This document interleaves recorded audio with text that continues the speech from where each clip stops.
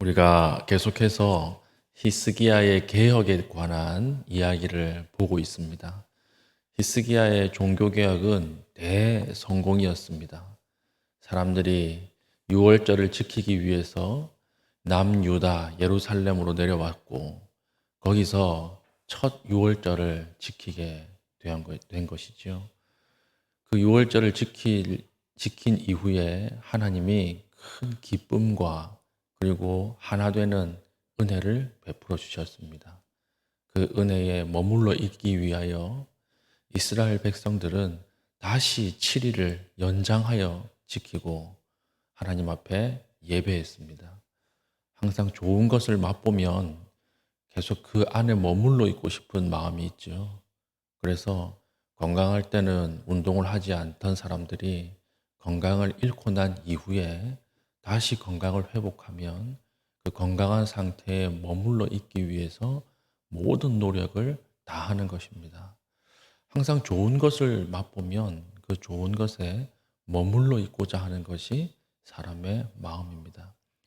하나님이 주시는 기쁨, 하나님이 주시는 연합의 은혜가 얼마나 좋고 컸던지 사람들이 한 번에 유월절 절기로 마치지 아니하고 연장하여 7일을 지켜서 다시 그 기쁨 가운데 계속 있으려고 했다라고 하는 기록이 오늘날 새삼스럽게 우리에게 다가오는 것입니다. 그리고 나서 6월절을 지킨 이후에 다시 7일을 지키고 그 이후의 사건이 오늘 우리가 읽었던 1절입니다. 다시 보겠습니다. 이 모든 일이 끝남에 이렇게 시작하죠. 이 모든 일이 끝남에라고 하는 말이 무슨 뜻입니까?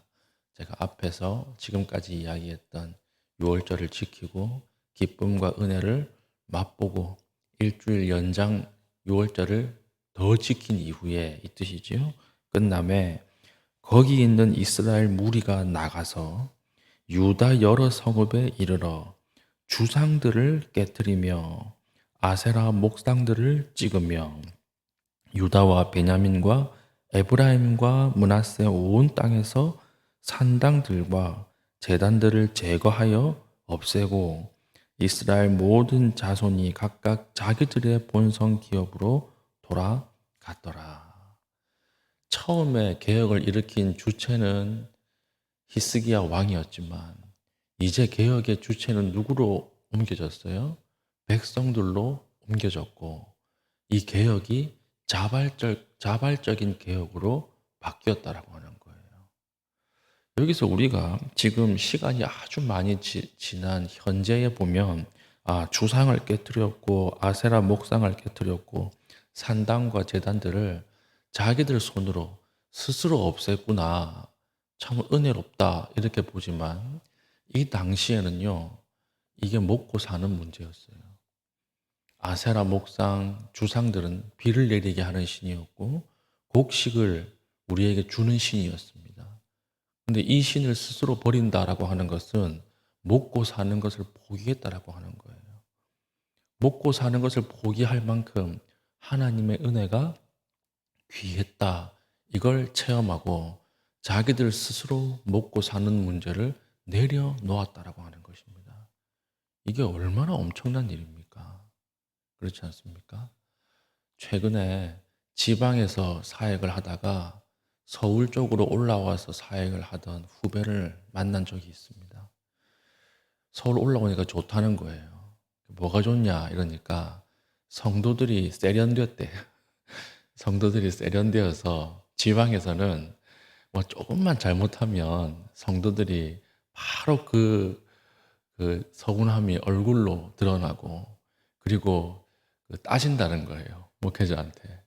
따졌는데 서울 사람들은 그렇지 않더라는 거예요. 서울 사람들은 아주 세련되게 말도 나긋나긋하게 하고 그게 너무 좋다는 거예요.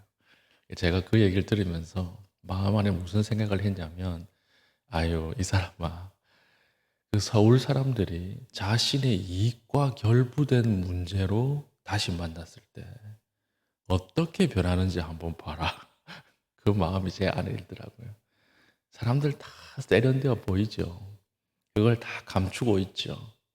그러나 자신의 이익과 관련된 일로 다시 만날 때는 무섭게 변합니다. 오히려 지방 사람들보다 더 무섭고 치밀하게, 예, 그렇게 다가오는 사람들이 참 우리 서울 경기 아닙니까? 그걸 아직 모르고 있는 거예요. 예. 사람들은요, 누구나 서울 사람이든 부산 사람이든 뭐 대구 사람이든 마산 사람이든 누구라도 자기의 이익과 관련되어 있는 문제에 대해서는 포기하지 않아요. 무섭게 변해요. 그런데 오늘 보십시오. 자발적으로 자기들의 먹고 사는 문제를 내려놓았다라고 하는 것입니다. 이것은 하나님의 개혁, 하나님의 기쁨은 결국 무엇과 이어진다라고 하는 사실입니까? 삶의 모습으로 이어진다라고 하는 사실을 우리에게 보여주고 있는 것입니다. 신앙이라고 하는 단어는 추상명사예요. 추상명사라고 하는 것은 정의가 눈에 보이지 않는 것, 이것을 정의합니다. 근데 이것은 언어에서 기호학적으로 설명하기 위해서 분류해 놓은 분류일 뿐, 정말 추상명사는 눈에 보이지 않을까요? 신앙, 그리고 믿음이라고 하는 것은 추상명사입니다. 그럼 우리의 신앙은 눈에 보이지 않을까요? 그렇지 않습니다. 신앙은 눈에 보입니다. 보고 우리가 아는 거예요. 저 사람은 신앙이 있는지 없는지. 왜냐하면 하나님 앞에 바른 관계와 바른 신앙은 반드시 나의 삶으로 드러나게 되어 있기 때문에 그렇습니다. 그래서 우리의 신앙이 좋은지 나쁜지는 오늘 내가 한 발걸음과 오늘 내가 걸어간 삶의 행동을 보면 내 신앙이 어떤지 바로 드러나게 되는 것입니다. 우리는 맛있는 음식을 먹거나 맛 없는 음식을 먹을 때 옆 사람이 바로 알 수 있죠. 표정에 드러납니다. 신 음식을 먹을 때, 짠 음식을 먹을 때, 단 음식을 먹을 때 우리는 알 수 있습니다. 다 추상명사거든요. 이 사람이 사랑을 할 때 우리는 옆 사람이 바로 알 수 있습니다. 그렇지 않습니까? 자기만 모른다고 생각하는 거예요. 우리는 몰래 교제하는데 아무도 모르겠지. 다 알아요. 왜냐하면 표정이 다르고 행동이 다르고 판단하는 근거가 달라지기 때문에 그렇습니다. 신앙도 마찬가지예요. 신앙이라고 하는 것은 반드시 눈에 보입니다. 바람이 눈에 보이지 않지만 나뭇가지가 흔들리는 것을 볼 때 바람이 부는 것을 우리가 눈으로 보는 것처럼 신앙, 하나님 앞에 바른 관계로 맺어진 신앙은 반드시 그 삶을 통해서 드러나게 되어 있다라고 하는 것이죠. 그래서 우리는 말을 하지 않을 뿐이지 내 옆 사람이 어떤 신앙을 가지고 있는지 다 압니다. 그렇지 않습니까?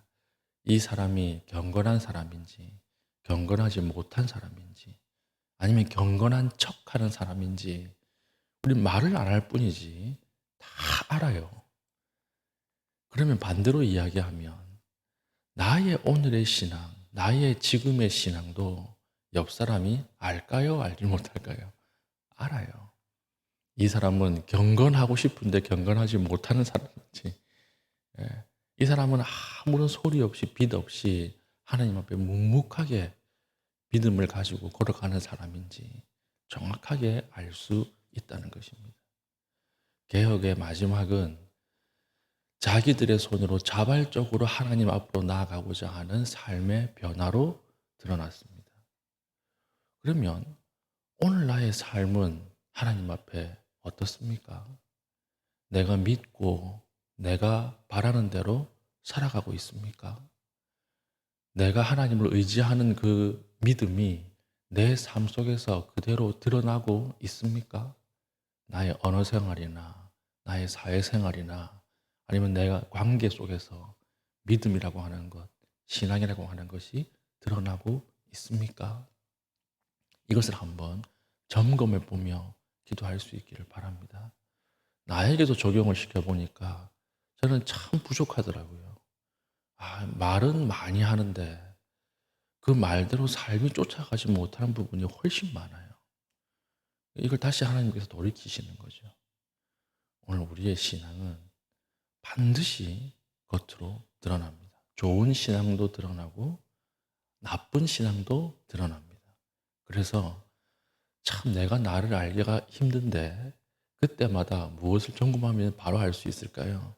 내가 어제 하루 했던 말, 내가 어제 했던 결정, 내가 어제 했던 행동을 통해서 나의 신앙은 드러난다고 하는 거죠. 오늘 이스라엘 백성들이 하나님의 은혜를 맛보고 각자의 지파, 각자의 고향으로 다시 돌아갔습니다. 그리고 거기서도 자기들 손으로 스스로 먹고 사는 문제, 먹고 사는 문제가 중요하지 않다는 말이 아니에요. 다시 하나님 앞으로 돌아왔다는 거예요. 자기의 손으로 직접 아세라, 바알의 주상들을 다 깨부수고 다시 하나님 앞으로 돌아왔다라고 하는 삶의 변화로 드러났던 것처럼 오늘 우리의 신앙, 우리의 믿음도 하나님 앞에 삶의 변화로 올바로 세워질 수 있는 귀한 주의 종 될 수 있기를 축복합니다. 아멘.